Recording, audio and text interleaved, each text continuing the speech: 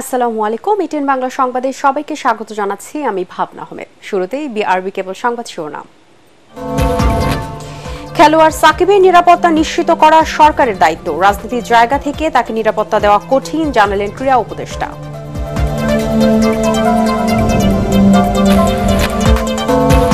স্বৈরশাসক হাসিনার দোসররা এখনো অন্তর্বর্তী সরকারের উপর ভর করে আছে দাবি বিএনপির। অবিলম্বে তাদের অপসারণের আহ্বান।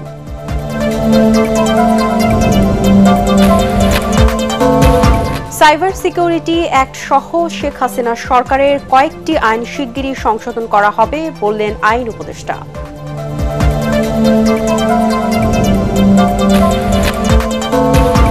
কারামুক্ত শীর্ষ সন্ত্রাসীরা নজরদারিতে ডিএমপি কমিশনার, অপরাধে জড়ালে আইনি ব্যবস্থা।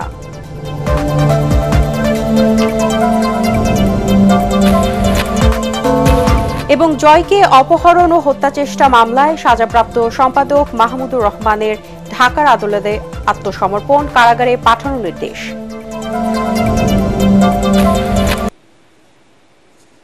শুনছিলেন বিআরবি কেবল সংবাদ শিরোনাম। এবারে বিস্তারিত। খেলোয়াড় সাকিবের নিরাপত্তা আছে, ফ্যাসিস্ট সরকারের সহযোগিতায় নিরাপত্তা চাওয়াটা অবান্তর। দেশছেড়া ক্রিকেটার সাকিব আল হাসানের নিরাপত্তার বিষয়ে এমনটাই জানালেন যুব ও ক্রীড়া উপদেষ্টা আসিফ মাহমুদ সচিব ভুইয়া। শ্রম ও কর্মসংস্থান মন্ত্রণালয়ের শ্রমিক কল্যাণ তহবিলে গ্রামীণ ফোনের লভ্যাংশের চেক প্রদান অনুষ্ঠানে তিনি আরও বলেন, শেখ হাসিনাকেও নিরাপত্তা দেওয়া যায়নি, তাকে দেশ ছেড়ে পালাতে হয়েছে। বিস্তারিত জানাচ্ছেন পরাগ আরমান। অবশ্যই কষ্ট কিংবা অভিমান থেকে নেয়া না, আমার কাছে মনে হয় যে this is the right time. গত বৃহস্পতিবারই টি-20 ক্রিকেট থেকে অবসরের কথা জানান সাকিব আল হাসান। দেশের মাটিতে ক্যারিয়ারের শেষ টেস্ট খেলার আশাও প্রকাশ করেছিলেন ক্রিকেট ইতিহাসের সবচেয়ে বড় তারকা সাকিব আল হাসান, এবং খেলা শেষে নিরাপদে দেশ ছাড়ার নিশ্চয়তা চেয়েছিলেন বাংলাদেশ ক্রিকেটের এই মহাতারকা। কারণ হত্যা মামলায় গ্রেপ্তারি পরোয়ানা ঝুলছে আওয়ামী লীগের সংসদ সদস্য সাকিব আল হাসানের মাথায়। বাংলাদেশ ক্রিকেট বোর্ড সভাপতি ফারুক আহমেদ পুরো ব্যাপারটি ঠেলে দেন সরকারের উপর। সাকিবের নিরাপত্তা ইস্যুতে অন্তর্বর্তীকালীন সরকারের যুব ক্রীড়া উপদেষ্টা আসিফ মাহমুদ জানান, একজন খেলোয়াড়ের যতটুকু নিরাপত্তা দরকার সাকিবকে তা দেয়া হবে। সাকিব আল হাসানের পরিচয় দুইটা, এটা আমাদের মনে রাখতে হবে। খেলোয়াড় হিসেবে একটা পরিচয়, আরেকটা হচ্ছে ওনার রাজনৈতিক পরিচয়। উনি আওয়ামী লীগের প্যানেল থেকে একজন এমপি ইলেকশন করেছিলেন। তো মানুষের মধ্যে তো এই দুইটা নিয়েই মিশ্র প্রতিক্রিয়া আছে। এখন খেলোয়াড় হিসেবে আমাদের একজন খেলোয়াড়কে যতটুকু নিরাপত্তা আমাদের দেওয়ার দায়িত্ব, সেটা অবশ্যই আমরা দিব। তিনি দেশে আসলে আমরা সেটা দিব, এবং তার নামে যে মামলাটা হয়েছে, হত্যা মামলা, সেটার বিষয়ে আমরা ইতিমধ্যেই বলেছি, ইতিমধ্যেই আইন মন্ত্রণালয়ও বলেছে যে সংশ্লিষ্টতা না থাকলে প্রাথমিকভাবেই নামটা বাদ দেওয়া হবে। শ্রমিক কল্যাণ তহবিলে গ্রামীণ ফোনের লভ্যাংশের চেক প্রদান অনুষ্ঠানে ক্রীড়া উপদেষ্টা আরও বলেন, প্রত্যেক নাগরিককে নিরাপত্তা দিতে সরকার বাধ্য। তবে অনেকটা শর্ত আরোপের সুরে তিনি জানান, নিজের রাজনৈতিক অবস্থান সাকিবকে স্পষ্ট করতে হবে। ওনার রাজনৈতিক পরিচয়ের কারণে জনগণের মধ্যে যদি ক্ষোভ থাকে, তাহলে মনে করেন আমার নিরাপত্তার জন্য কয়জন, 5 জন পুলিশ কনস্টেবল থাকে আর একজন গানম্যান থাকে। আমার উপরে যদি দেশের 16 কোটি জনগণের, লেটসে 10 কোটি জনগণের যদি ক্ষোভ থাকে, তাহলে এই 5-6 জন আমাকে কী নিরাপত্তা দিবে? আমারও তো সেক্ষেত্রে নিরাপত্তার সুযোগ নেই। তো সেক্ষেত্রে জনগণের যদি কোথাও ক্ষোভ থাকে, সেটাকে তো আমাকেই রিডিউস করতে হবে আমার কথা দিয়ে। তো আমার মনে হয় যে ওনাকে ওনার জায়গাটা পরিষ্কার করা প্রয়োজন। রাজনৈতিক জায়গা থেকে ওনার যে রাজনৈতিক অবস্থান, সেটা নিয়েও কথা বলা প্রয়োজন। অলরেডি মাশরাফি বিন মুর্তজা বোধহয় কথা বলেছেন সেই বিষয়টি নিয়ে। সাবেক প্রধানমন্ত্রী শেখ হাসিনার কথা টেনে ক্রীড়া উপদেষ্টা বলেন, শেখ হাসিনাকেও নিরাপত্তা দেয়া যায়নি, তাকে দেশ ছেড়ে পালাতে হয়েছে। জনগণের পক্ষ থেকে যদি নিরাপত্তা ঝুঁকি থাকে, সেটা কেউই কাউকে আসলে দিতে পারবে না। শেখ হাসিনাকেও তো নিরাপত্তা দেওয়া যায়নি, তাকে দেশ ছেড়ে পালাতে হয়েছে। এ সময় ক্রীড়া উপদেষ্টা বলেন, প্রত্যেক খেলোয়াড়কে নিরাপত্তা দেয়াই সরকারের দায়িত্ব, এবং সে দায়িত্ব সরকার পালন করে থাকে। পরাগ আরমান, এটিএন বাংলা, ঢাকা। ফ্যাসিস্ট হাসিনার প্রেতাত্মারা এখনও অন্তর্বর্তী সরকারের উপর ভর করে আছে দাবি করে অবিলম্বে তাদের অপসারণ করে সরকারের অবস্থান স্পষ্ট করার আহ্বান জানিয়েছেন বিএনপি স্থায়ী কমিটির সদস্য হাফিজ উদ্দিন আহমেদ। গণহত্যাকারীদের বিচারে ধীর গতিতে সরকার যেন প্রশ্নবিদ্ধ না হয় এ নিয়েও সতর্ক করেন তিনি। বিজয়ের সুফল পেতে হলে পরাজিত শক্তিকে আর সংগঠিত হতে দেওয়া যাবে না বলে জানান বিএনপি নেতারা। কামরুজ্জামান রাজীবের রিপোর্ট। ঢাকা রিপোর্টার্স ইউনিটিতে মুক্তিযোদ্ধা দল আয়োজিত আলোচনা সভায় বিএনপি ও সমমনা দলের শীর্ষ নেতারা অংশ নেন। এতে বক্তারা বলেন, ফ্যাসিস্ট হাসিনা সরকারের দোসরদের বিচারের আওতায় আনতে অন্তর্বর্তী সরকারের ধীরগতিতে জনমনে প্রশ্ন উঠেছে। গণহত্যাকারীদের অবিলম্বে বিচারের আওতায় আনার দাবি জানান তারা। এ সময় হাফিজউদ্দিন আহমেদ বলেন, দেশে শিগগিরই গণতন্ত্র ফিরিয়ে এনে শহীদদের রক্তের ঋণ শোধ করতে হবে। শেখ হাসিনা সহ এই আওয়ামী ফ্যাসিবাদের সাথে যারা জড়িত ছিল তাদের বিচার করে ইতিহাসে দৃষ্টান্ত স্থাপন করতে হবে, যেন আর কেউ ফ্যাসিস্ট হওয়ার দুঃসাহস না দেখায়। যত দিন যাবে তত সে আওয়ামী লীগের প্রেতাত্মারাই আরো স্ট্রং হবে। তাদের শক্তির যে ভিত, সেই ভিতগুলো চুরমার করতে হবে। হাসিনার প্রেতাত্মারা এদের উপরে ভর করে আছে। পুরো পুলিশ বাহিনী, অন্যান্য বাহিনী সব তো হাসিনার লোকেরা এখানে আছে। বিভিন্ন সেনানিবাসে এই আওয়ামী দুর্বৃত্তদেরকে আশ্রয় দেওয়া মোটেই ঠিক হয় নাই। যারা মানুষ হত্যা করেছে, গুম করেছে, তাদের শাস্তি বিধান যেদিন করা হবে সেদিন এই বিপ্লব সাফল্যমণ্ডিত হবে। এদিকে জিয়া মঞ্চের ৩১তম প্রতিষ্ঠা বার্ষিকী উপলক্ষে জিয়াউর রহমানের সমাধিতে শ্রদ্ধা নিবেদন করেন বিএনপির স্থায়ী কমিটির সদস্য গয়েশ্বরচন্দ্র রায়। এ সময় তিনি বলেন, গণতান্ত্রিক ব্যবস্থাকে গতিশীল রাখতে তারেক রহমান সহ দলের নেতাকর্মীদের বিরুদ্ধে করা সব মিথ্যা মামলা প্রত্যাহার করতে হবে। কুচক্রী মহল যতই চেষ্টা করুক, জাতির কপালে কলঙ্ক লেপন করার সকল অপচেষ্টা আমরা অত্যন্ত কঠিন হাতে মোকাবেলা করব। অন্যদিকে রাজশাহীর ভুবনমোহন পার্কে ছাত্র জনতার আন্দোলনে শহীদ পরিবারের সদস্যদের সমবেদনা জানাতে আয়োজিত সমাবেশে বিএনপি সিনিয়র যুগ্ম মহাসচিব রুহুল কবির রিজভী বলেন, গুরুত্বপূর্ণ পদে ফ্যাসিবাদের দোসর রেখে সংস্কার সফল হবে না। ভারতকে উদ্দেশ্য করে তিনি বলেন, বাংলাদেশকে অস্থিতিশীল করার চেষ্টা করলে পরিণতি ভালো হবে না। শেখ হাসিনার এজেন্ডা বাস্তবায়ন, এখন যদি তিনি আবার প্রশাসনের বিভিন্ন দায়িত্বে থাকে তাহলে ডক্টর ইউনূস সাহেব অন্তর্বর্তীকালীন সরকারের কোন সংস্কার কার্যক্রম সফল হবে বলে আমার মনে হয়। Kamruzzaman Rajib, ATN Bangla, Dhaka. Cyber security act সহ স্বৈরাচার শেখ হাসিনা সরকারের করা বেশ কয়েকটি আইন শিগগিরই সংশোধন ও প্রক্রিয়াধীন আইন বাতিল করা হবে বলে জানিয়েছেন আইন উপদেষ্টা ডক্টর আসিফ নজরুল। রাজধানীতে এক মতবিনিময় সভায় বক্তারা অভিযোগ করেন, স্বৈরাচারের প্রেতাত্মারা এখনও সরকারের গুরুত্বপূর্ণ জায়গায় বসে অন্তর্বর্তী সরকারের কাজে বাধা সৃষ্টি করছে। আরও জানাচ্ছেন ইয়াসিন রানা। রাজধানীর আগারগাঁয়ে এনজিও ব্যুরোতে আন্তর্জাতিক তথ্য অধিকার দিবস উপলক্ষে মতবিনিময় সভার আয়োজন করে এনজিও ব্যুরো ও তথ্য অধিকার ফোরাম। এতে স্বচ্ছতা ও জবাবদিহিমূলক সুশাসন প্রতিষ্ঠায় তথ্য অধিকারের গুরুত্ব তুলে ধরেন বক্তারা। তথ্য অধিকার আইন সংশোধন, যোগ্য ব্যক্তিকে কমিশনে নিয়োগ, তথ্য পেতে হয়রানি বন্ধ করা, রাজনৈতিক দলগুলোকে তথ্য আইনের আওতায় আনার দাবি জানান তারা। মানুষ তথ্য চায় না, তার কারণ হচ্ছে যে মানুষ জানে তথ্য চাইলে তথ্য পাওয়া যায় না, তথ্য চাইলে তথ্য চাওয়ার কারণে হয়রানির শিকার হতে হয়। মানুষ এটাও জানে যে তথ্য দেওয়ার কারণে নিরাপত্তাহীনতার ঝুঁকি সৃষ্টি হয়।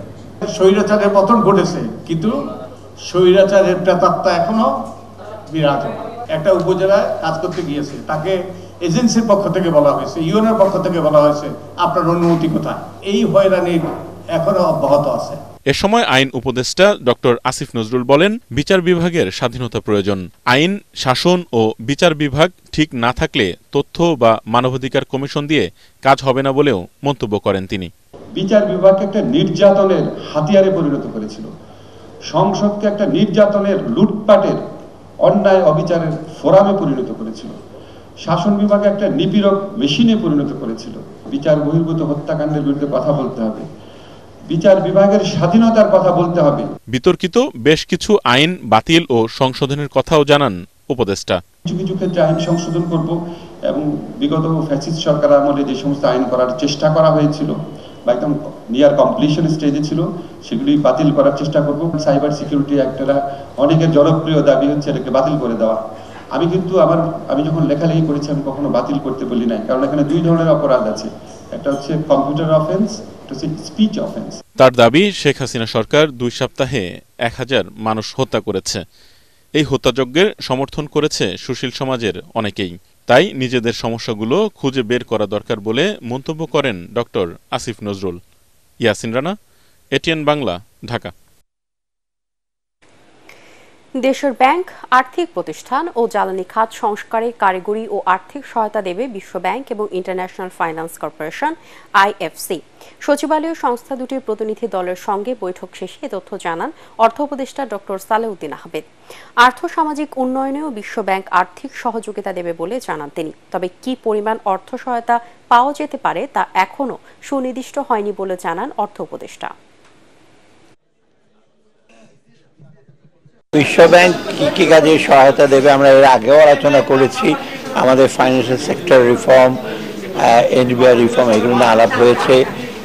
আর আইএফসির সাথে প্রাইভেট ইনভেস্টমেন্ট, প্রাইভেট সেক্টর কীভাবে এগুলো বিষয়ে আলোচনা করেছি এবং ওরা ওদের সহায়তা, কারিগরি সহায়তা এবং আর্থিক সহায়তা দেওয়ার ব্যাপারে ফার্দার অক্টোবরে যখন আমি যাব সে আমরা আরও আলোচনা করব। সজীব ওয়াজেদ জয়কে অপহরণ এবং হত্যা চেষ্টা মামলায় দণ্ডপ্রাপ্ত আমার দেশ পত্রিকার ভারপ্রাপ্ত সম্পাদক মাহমুদুর রহমানকে কারাগারে পাঠিয়েছে আদালত। এ সময় তার পক্ষে আপিলের শর্তে জামিন আবেদন করেন আইনজীবীরা। শুনানি শেষে ঢাকার সিএমএম আদালত তার জামিন নামঞ্জুর করে কারাগারে পাঠানোর আদেশ দেন। জিএম তসলিমের রিপোর্ট।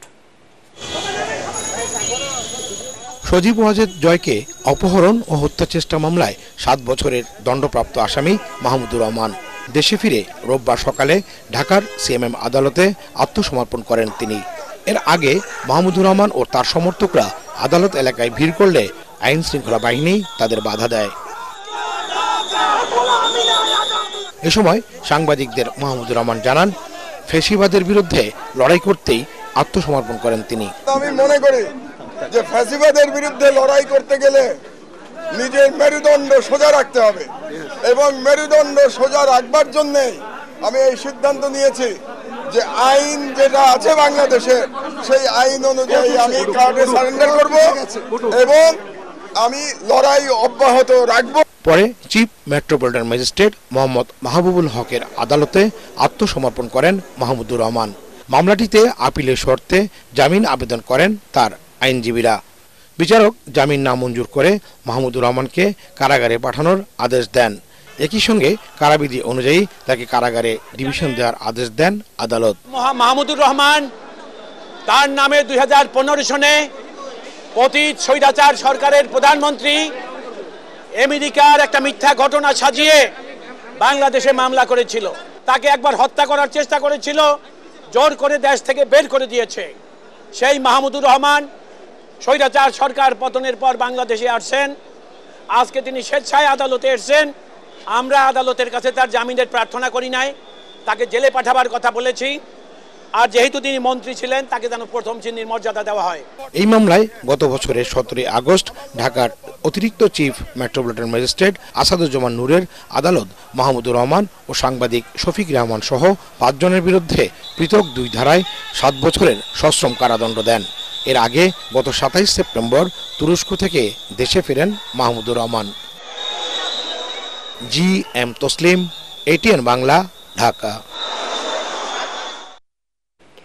কারামুক্ত শীর্ষ সন্ত্রাসীরা নজরদারিতে আছে। অপরাধ করলে তাদেরকে আবারও আইনের আওতায় আনা হবে বলে জানিয়েছেন ঢাকা মহানগর পুলিশ কমিশনার মাইনুল হাসান। এছাড়া যে সকল পুলিশ সদস্য এখনও কাজে যোগদান করেনি তাদের বিরুদ্ধে ব্যবস্থা নেওয়া হবে বলেও জানান ডিএমপি কমিশনার। তরিক ইসলামের রিপোর্ট। রাজধানীর পল্টনে Walton club sports festival football tournament উদ্বোধন করেন ডিএমপি কমিশনার মাইনুল হাসান। এ সময় সাংবাদিকদের প্রশ্নের জবাবে ডিএমপি কমিশনার জানান, নজরদারিতে রয়েছে জামিনে মুক্ত শীর্ষ সন্ত্রাসীরা। যারা ইতিমধ্যে মুক্তি পেয়েছেন তারা দীর্ঘ জেল টার্ম করে তারা আদালতের আদেশের মাধ্যমে আসছেন, তারা আমাদের সার্ভিলেন্সে আছেন। তারা যদি নতুন করে অপরাধে যুক্ত হন অবশ্যই নতুন করে আইনের ব্যবস্থা হবে। কাজে যোগ না দেয়া পুলিশ সদস্যদের বিষয়ে কমিশনার জানান, তাদের বিরুদ্ধে প্রয়োজনীয় ব্যবস্থা নেওয়া হবে। যারা যোগদান করেননি তাদের বিষয়ে তো প্রয়োজনীয় ব্যবস্থা নেওয়া হবে। এগুলো কাজ চলছে। রাজধানীর আইন শৃঙ্খলা পরিস্থিতির উন্নয়নে পুলিশ কাজ করছে বলেও জানান ডিএমপি কমিশনার। প্রিভেন্টিভ মেজারের জন্য আমরা বিভিন্ন ধরনের আমাদের টহল ব্যবস্থা আছে, গার্ডিং ব্যবস্থা আছে, আর অন্যান্য পুলিশের ব্যবস্থা নিয়ে থাকি যাতে অপরাধ সংগঠিত না হয়। তরিক ইসলাম, এটিএন বাংলা, ঢাকা।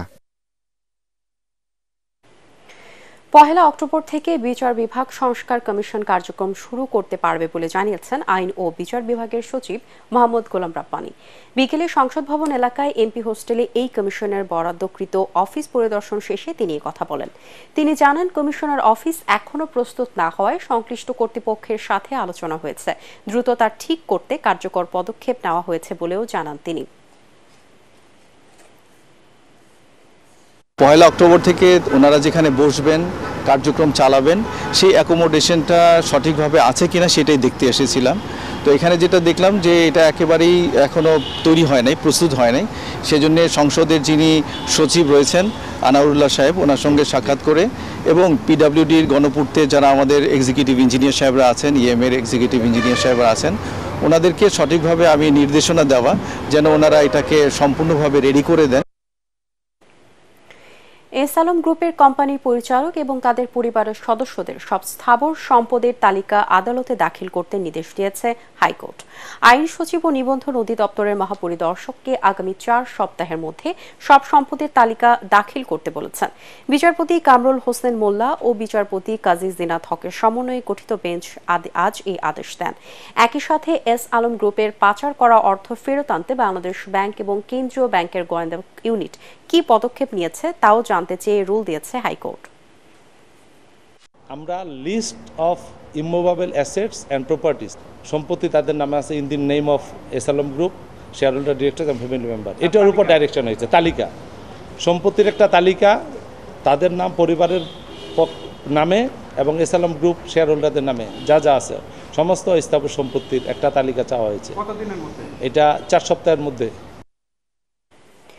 সুজনা ফাউন্ডেশনের আড়ালে সাবেক প্রধানমন্ত্রীর কন্যা সাইমা ওয়াজেদ পুতুলের জ্ঞাত আয় বহির্ভূত সম্পদ অর্জন ও কর মওকুফের বিষয় তদন্ত করে ব্যবস্থা নিতে দুদকে অভিযোগ দায়ের করেছে সুপ্রিম কোর্টের এক আইনজীবী। রোববার আইনজীবী মোহাম্মদ সুলতান মাহমুদ দুদকের চেয়ারম্যানের কাছে এই অভিযোগ দায়ের করেন। এতে সাবেক প্রধানমন্ত্রী শেখ হাসিনা, এনবিআর এর সাবেক চেয়ারম্যান আবু হেনা মোহাম্মদ রহমাতুল মুনিম, সাবেক অর্থ উপদেষ্টা মুশুর রহমান এবং সাবেক অর্থমন্ত্রী আহম মোস্তফা কামালেরও সম্পদ উৎস তদন্তের আবেদন করা হয়েছে। সাংবাদিক দম্পতি সাগররুনি হত্যা মামলায় পর্যবেক্ষণে বাদীপক্ষের আইনজীবী হিসেবে শিশির মনিরকে নিয়োগ দিয়েছেন রুনির ভাই নওশের রোমান। মামলাটি ধামাচাপা দিতে তদন্তের দায়িত্ব র্যাবকে দেওয়া হয়েছিল বলে মন্তব্য করে তিনি বলেছেন, এবার সঠিক বিচার পাওয়ার আশা দেখা দিয়েছে। এ সময় র্যাবের কাছ থেকে তদন্তের দায়িত্ব পুলিশ ব্যুরো অব ইনভেস্টিগেশন পিবিআইতে নেওয়ার আবেদন করা হবে বলে জানিয়েছেন বাদীর আইনজীবীরা। আরও জানাচ্ছেন ইমদাদুল্লাহ বাবু। চাঞ্চল্যকর সাগররুনি হত্যা মামলায় ন্যায় বিচার পেতে এবার নতুন পদক্ষেপ নিয়েছে নিহতের পরিবার। নতুন করে সুপ্রিম কোর্টের আইনজীবী শিশির মনিরকে নিয়োগ দিয়েছেন নিহত সাংবাদিক রুনির ভাই নওশের রোমান। হাইকোর্টে এসে আইনজীবী নিয়োগ শেষে তিনি বলেন, 111 বার মামলার প্রতিবেদন দাখিলের সময় পেছানোর পর এখন মামলাটি দেখভালের জন্য আইনজীবী নিযুক্ত করা হয়েছে। তদন্তকারী সংস্থা ওরা আসলে আমার মনে হয় না ঠিকমতো কোনো তদন্ত করেছে। এত বছর তো আমরা আসলে আশা ছেড়ে দিয়েছিলাম। শুরুর দিকে কিন্তু ওরা কথা বলতো এবং তারপরে কিন্তু আপনাদের সাথেও কিন্তু কথা তদন্তকারী সংস্থা বলেনি। র্যাবকে দেওয়া হয়েছিল মামলাটা, যেন এটা ধামাচাপা দেওয়ার যে প্রক্রিয়াটা, যেহেতু তাদের প্রতি আসলে মানুষ একটা ভীতি কাজ করে, এটা যেন সম্পন্ন হতে পারে। এ সময় আইনজীবী শিশির মনির জানান, এই হত্যা মামলায় দুজনের ডিএনএ নমুনা পাওয়া গেছে। দায়িত্ব পেয়ে এসব বৈজ্ঞানিক প্রমাণ ও ক্লুগুলো পুনর্বিবেচনার আবেদন করা হবে। বেশ কয়েকটি ক্লু মনে হচ্ছে ফার্দার ইনভেস্টিগেশন করলে এগুলোর সলিউশন করা পসিবল। এই জন্যই আমরা তদন্তকারী কর্মকর্তার সঙ্গে পাশে থেকে রাষ্ট্রকে সহযোগিতা করে রহস্যটি উন্মোচন করার চেষ্টা করব। আমরা চাইব এই তদন্তটি সবচাইতে দক্ষ টিম পিবিআই কর্তৃক তদন্ত হোক। 2012 সালের 11 ফেব্রুয়ারি রাতে ঢাকার পশ্চিম রাজাবাজারের বাসায় সাংবাদিক দম্পতি সাগর সারওয়ার ও মেহরুন রুনি খুন হন। ইমদাদুল্লাহ বাবু, এটিএন বাংলা, ঢাকা। শিক্ষার্থী ও ইন্টার্ন চিকিৎসকদের আন্দোলনের মুখে বরিশাল শেরেবাংলা মেডিকেল কলেজ হাসপাতালের পরিচালক ডক্টর HM সাইফুল ইসলাম পদত্যাগ করেছেন। সকাল থেকে শিক্ষার্থীরা পরিচালকের পদত্যাগের এক দফা দাবিতে বিক্ষোভ শুরু করে। এক পর্যায়ে শিক্ষার্থীরা পরিচালকের কক্ষে প্রবেশ করে পদত্যাগের জন্য তাকে চাপ প্রয়োগ দেয়। পরে পরিচালক পদত্যাগ করে হাসপাতাল ছাড়েন। গতকাল ইন্টার্ন চিকিৎসকরা পরিচালকের পদত্যাগ ও ডাক্তারদের উপর হামলাকারীদের গ্রেপ্তার করে শাস্তির আওতায় আনার দাবিতে কর্মবিরতি শুরু করে। দেশের বাজারে প্রতি কেজি ইলিশ মাছের খুচরা মূল্য সর্বোচ্চ 700 টাকা নির্ধারণ চেয়ে আইনি নোটিশ দিয়েছে সুপ্রিম কোর্টের এক আইনজীবী। কোনো খরচ ছাড়াই প্রাকৃতিকভাবে পাওয়া ইলিশের দাম এত বিশাল তারতম্যে কোনোভাবেই কাম্য নয় বলে জানিয়ে তিনি এই নোটিশ দেন। রোববার ডাকযোগে ও ইমেইলে বাণিজ্য মন্ত্রণালয়ের সচিব, মৎস্য ও প্রাণী সম্পদ মন্ত্রণালয়ের সচিব, ভোক্তা অধিকার সংরক্ষণ অধিদপ্তরের মহাপরিচালক সহ 6টি সংস্থাকে নোটিশ দেন আইনজীবী খন্দকার হাসান শাহরিয়ার। তিনি বলেন, দেশে রুই ও কাতলা সহ যেসব মাছ চাষ করা হয় তা বাজারে উৎপাদন খরচ সহ কেজি প্রতি সর্বোচ্চ 500 টাকাতে বিক্রয় হয়, অথচ ইলিশের দাম কোনো কারণ ছাড়াই বাড়ছে।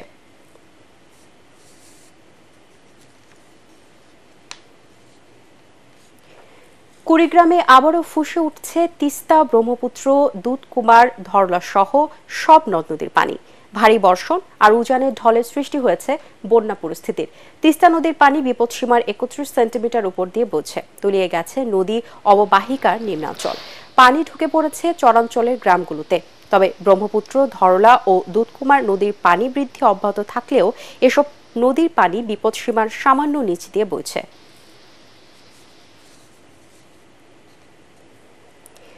দেশের চিকিৎসা শিক্ষার উন্নয়নে শুরু হলো international conference of accreditation for quality medical education. রাজধানীর একটি হোটেলে দুদিনব্যাপী এই সম্মেলনের আয়োজন করে Bangladesh private medical college association BPMCA।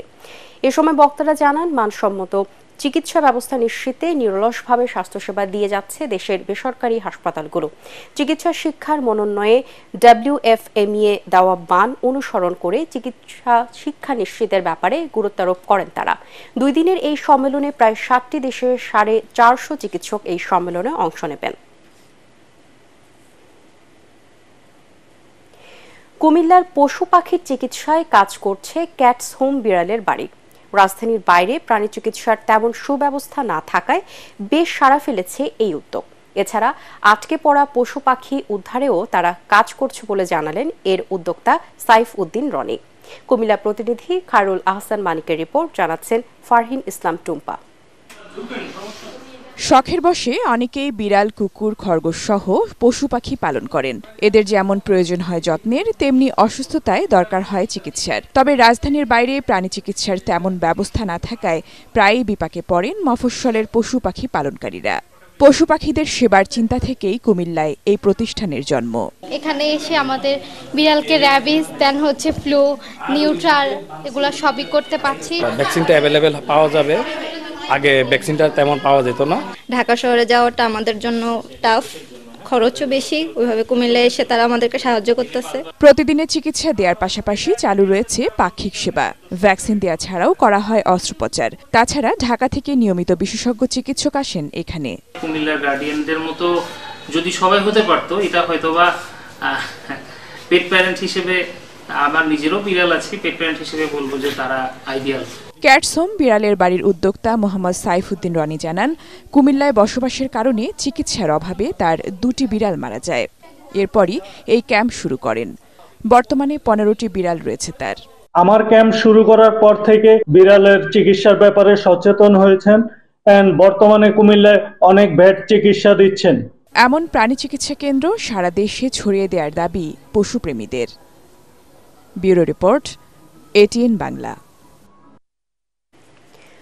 অন্তর্বর্তীকালীন সরকারকে ব্যর্থ করার জন্য নানা ষড়যন্ত্র চলছে বলে অভিযোগ করেছেন বাংলাদেশ সম্মিলিত পেশাজীবী পরিষদের সদস্য সচিব ও BFUJ মহাসচিব কাদের গনি চৌধুরী। এই ষড়যন্ত্র দেশের ভেতর ও বাইরের দাবি করে তিনি বলেন, ক্ষমতাচ্যুত সরকারের দোসরদের চারপাশে বসিয়ে রেখে সংস্কার সম্ভব নয়। নিউ ইয়র্কে অনুষ্ঠিত মতবিনিময় সভায় তিনি এসব কথা বলেন। বিএনপির কেন্দ্রীয় নেতা বলেন, অন্তর্বর্তীকালীন সরকারের গুরুত্বপূর্ণ পদে বসে আছে ফ্যাসিবাদের দালালরা। ডিসি হিসেবে যাদের নিয়োগ দেওয়া হয়েছে তাদের অনেকেই ফ্যাসিবাদের দোসর। সচিব উপদেষ্টাদের PS, এপিএস সহ গুরুত্বপূর্ণ পদে নিয়োগ প্রাপ্তদের প্রায় সকলেই শেখ হাসিনার আস্থাভাজন বলে দাবি করেন তিনি।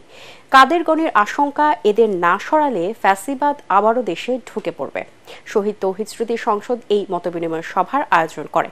সংগঠনের সভাপতি আহসান উল্লাহ মামুনের সভাপতিত্বে সভায় জাকির এইচ চৌধুরী, আব্দুর রহিম বাহার ও মাসুদ রানা অন্যান্যের মধ্যে বক্তব্য রাখেন।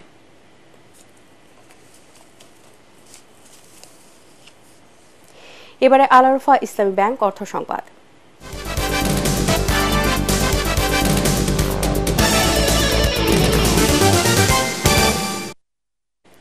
প্রতিষ্ঠার ৩০ বছরে পদার্পণ উদযাপন করছে আল আরফা ইসলামী ব্যাংক পিএলসি। এই উপলক্ষে আজ ব্যাংকের প্রধান কার্যালয় এবং দেশব্যাপী সকল শাখা ও উপশাখার আলোচনা সভা, দোয়া ও মোনাজাত এবং কেক কাটা অনুষ্ঠানের আয়োজন করা হয়। প্রধান কার্যালয়ে আয়োজিত অনুষ্ঠানে প্রধান অতিথি ছিলেন পর্ষদ চেয়ারম্যান খাজা শাহরিয়ার।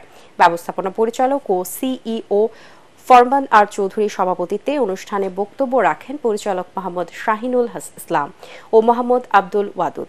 এ সময় উপস্থিত ছিলেন পরিচালক অধ্যাপক ডক্টর এম আবু ইউসুফ এবং মোহাম্মদ আশরাফুল হাসান, ব্যাংকের উপব্যবস্থাপনা পরিচালক সৈয়দ মাসুদুল বারী সহ অন্যান্যরা।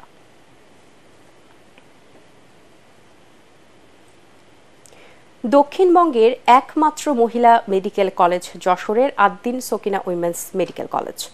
ভালো ফলাফলের মাধ্যমে সুনাম ধরে রাখা এই মেডিকেল কলেজে সম্প্রতি ভর্তি হয়েছে প্রতিষ্ঠানটির ১৩তম ব্যাচ। মনোমুগ্ধকর অনুষ্ঠানে দেশি বিদেশি নতুন শিক্ষার্থীদের বরণ করে নেন আগের ব্যাচের শিক্ষার্থীরা। যশোর থেকে তামান্না ফারজানার রিপোর্ট, জানাচ্ছেন জাহিদুল আলম। ২০১২ সালে যশোর পুলের হাটে যাত্রা শুরু করে Ad-din Sakina women's medical college. অভিজ্ঞ শিক্ষকের তত্ত্বাবধানে পর্যাপ্ত তাত্ত্বিক ও ব্যবহারিক ক্লাস পরিচালনার কারণে শিক্ষার্থীরা পাচ্ছেন অভাবনীয় সাফল্য। ফলে দেশের গণ্ডি পেরিয়ে বিদেশেও ছড়িয়ে পড়েছে এর সুনাম। এতে প্রতি বছরই বাংলাদেশি শিক্ষার্থীদের পাশাপাশি বাড়ছে বিদেশি শিক্ষার্থীদের সংখ্যাও।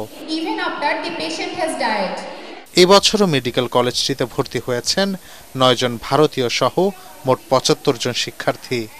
সম্প্রতি এক অনুষ্ঠানের মধ্য দিয়ে তাদের বরণ করে নেন প্রতিষ্ঠানটির শিক্ষক শিক্ষার্থীরা। আমি এখানকার সবকিছু দেখে আশাবাদী যে আমি ঠিক জায়গায় ভর্তি হতে পেরেছি। আমাদের এত সুন্দর একটা প্রোগ্রাম উপহার দেওয়ার জন্য কর্তৃপক্ষকে ধন্যবাদ। নতুন শিক্ষার্থীদের উদ্দেশ্যে দিক নির্দেশনামূলক বক্তব্য দেন আদ্দিন ফাউন্ডেশনের নির্বাহী পরিচালক ডাক্তার শেখ মহিউদ্দিন এবং আদ্দিন হাসপাতাল এবং নার্সিং ইনস্টিটিউটগুলোর মহাপরিচালক অধ্যাপক ডাক্তার নাহিদ ইয়াসমিন। ফ্রাস্ট্রেশন যেন কারো মাঝে না আসে, সবাই যদি একসাথে পড়াশোনা করে এগিয়ে যাও তাহলে দেখবে প্রত্যেকটা প্রফেশনাল পরীক্ষায় তোমরা খুবই ভালো রেজাল্ট করে যাবে। মেডিকেল বিশ্বকে, এই পৃথিবীর বিশ্বকে মেডিকেল ইতিহাসের সমস্ত বিপ্লব ঘটাতে হবে। তার জন্য লিডার দরকার, লিডার দরকার। উই ওয়ান্ট দোজ লিডার্স ইনশাআল্লাহ। নবীন বরণ অনুষ্ঠানে আদ্দিন ফাউন্ডেশনের উপদেষ্টা অধ্যাপক doctor Afiqur Rahman, Addin Sakina women's medical কলেজের উপদেষ্টা অধ্যাপক ডাক্তার গোলাম মুক্তাদির, অধ্যক্ষ অধ্যাপক ডাক্তার গিয়াসউদ্দিন, উপাধ্যক্ষ ডাক্তার সঞ্জয় সাহা অন্যান্যের মধ্যে উপস্থিত ছিলেন। Bureau report, ATN Bangla. চট্টগ্রামে অনুষ্ঠিত হয়েছে মার্কস ডেজার্ট একাডেমির অফলাইন ক্লাস। বন্দরনগরী আগ্রাবাদের একটি কমিউনিটি সেন্টারে আয়োজিত দিনব্যাপী এই ক্লাসে ২ শতাধিক নারী উদ্যোক্তা অংশগ্রহণ করেন। বিনামূল্যে পরিচালিত এই ক্লাসে নারী উদ্যোক্তাদের অ্যাডভান্স ডেজার্ট তৈরির বিস্তারিত ধারণা দেওয়ার পাশাপাশি ডেজার্ট ব্যবসার নানা কলাকৌশলও শেখানো হয়। কর্তৃপক্ষ জানায়, মার্কস ফুল ক্রিম মিল্ক পাউডারের আয়োজনে মার্কস ডেজার্ট একাডেমি ডেজার্ট তৈরির দক্ষতাকে নারীদের মাঝে ছড়িয়ে দিতেই এই উদ্যোগ। এতে প্রশিক্ষক ছিলেন master chef Daniel C Gomez.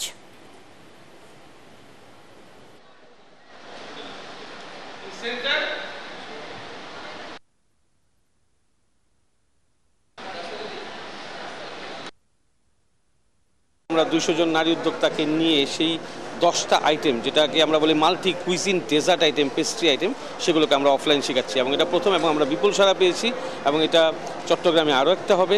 এরপরে আমরা বিভাগীয় শহরগুলোতে যেতে চাই এবং সব বাংলাদেশের সকল অঞ্চলে, এবং খুব বড় একটা ফলাফল আমরা দেখতে পাচ্ছি আমাদের চোখের সামনে, যে হোম শেফরা বাসায় বসেই খাবারকে বানিয়ে খুব সুন্দরভাবে সেল করছে, ডেজার্টকে বানিয়ে সেল করছে। So that is very good thing for us. এবারে জানিয়ে দিব পার্টেক্স খেলার খবর।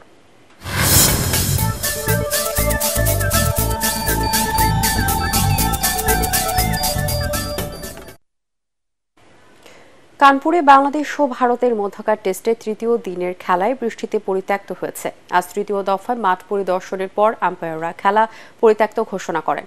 সকাল থেকে বৃষ্টি না হলেও আউটফিল্ড ভেজা থাকায় খেলা শুরু করা যায়নি। এর আগে টানা বৃষ্টিতে বাংলাদেশ ও ভারতের মধ্যকার কানপুর টেস্টের দ্বিতীয় দিনের খেলা পরিত্যক্ত করা হয়ে যায়। একটি বলও মাঠে গড়ায়নি। সারাদিন ঢাকায় ছিল পিচ। অবশ্য বৃষ্টির কারণে প্রথম দিনে মাত্র 35 ওভার খেলা হয়েছিল। 3 উইকেটে 107 রান তোলে বাংলাদেশ। 40 রান নিয়ে মুমিনুল আর 6 রান নিয়ে অপরাজিত ছিলেন মুশফিকুর রহিম। আফগানিস্তানের বিপক্ষে 3টি ওয়ানডে ম্যাচ খেলবে বাংলাদেশ। খেলা হবে সংযুক্ত আরব আমিরাতের শারজায়। আফগানিস্তানের এক্স অ্যাকাউন্টে প্রকাশিত সূচি অনুযায়ী সিরিজের প্রথম ওয়ানডে হবে 6 নভেম্বর। 2 দিন বিরতি দিয়ে সিরিজের দ্বিতীয় ওয়ানডে হবে 9 নভেম্বর, আর তৃতীয় ও শেষ ওয়ানডে ম্যাচটি 11 নভেম্বর। সিরিজটি হওয়ার কথা ছিল গত জুলাই। সে সময় আফগানিস্তানের বিপক্ষে পূর্ণাঙ্গ সিরিজই খেলার কথা ছিল বাংলাদেশের। 3টি ওয়ানডের সঙ্গে ছিল 3টি টি20 এবং 2টি টেস্ট ম্যাচ। 2 বোর্ডের সম্মতিতে সিরিজটি স্থগিত করা হয়েছিল। শেষ মুহূর্তের গোলে ভুটানকে 2-1 ব্যবধানে পরাজিত করে এএফসি এশিয়া কাপ 2025-এর বাছাই পর্ব শেষ করল বাংলাদেশ অনূর্ধ্ব 20 দল। ভিয়েতনামের ল্যাচ ট্রে স্টেডিয়ামে খেলার 4 মিনিটেই আসাদুল মোলসনার দূরপাল্লার শটে এগিয়ে যায় লাল সবুজের তরুণরা। বিরতি থেকে ফিরে খেলার 69 মিনিটে রক্ষণভোগের খেলোয়াড় আসাদুল সাকিবের আত্মঘাতী গোলে ম্যাচে 1-1 সমতা ফেরায় ভুটান। এরপর ম্যাচের 84 মিনিটে বদলি খেলোয়াড় মইনুল ইসলাম ব্যবধান 2-1 করেন। শেষ করার আগে বিআরবি কেবল সংবাদ শিরোনামগুলো জানিয়ে দিব আরও একবার। খেলোয়াড় সাকিবের নিরাপত্তা নিশ্চিত করা সরকারের দায়িত্ব। রাজনীতির জায়গা থেকে তাকে নিরাপত্তা দেওয়া কঠিন, জানালেন ক্রীড়া উপদেষ্টা।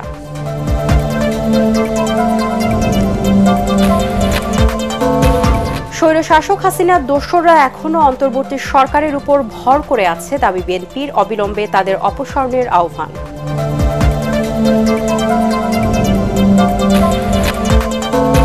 সাইবার সিকিউরিটি অ্যাক্ট সহ শেখ হাসিনার সরকারের কয়েকটি আইন শিগগিরই সংশোধন করা হবে, বললেন আইন উপদেষ্টা।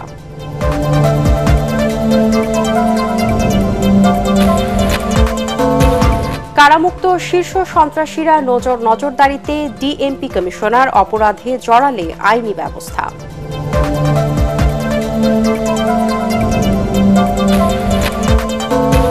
এবং জয়কে অপহরণ ও হত্যাচেষ্টা মামলায় সাজাপ্রাপ্ত সম্পাদক মাহমুদুর রহমানের ঢাকার আদালতে আত্মসমর্পণ, কারাগারে পাঠানোর নির্দেশ। পরবর্তী সংবাদ দেখার আমন্ত্রণ জানিয়ে এখনকার মতো শেষ করছি। এটিএন বাংলার সংবাদ ইউটিউবে দেখতে ব্রাউজ করুন youtube/ATN Bangla News। ধন্যবাদ সবাইকে।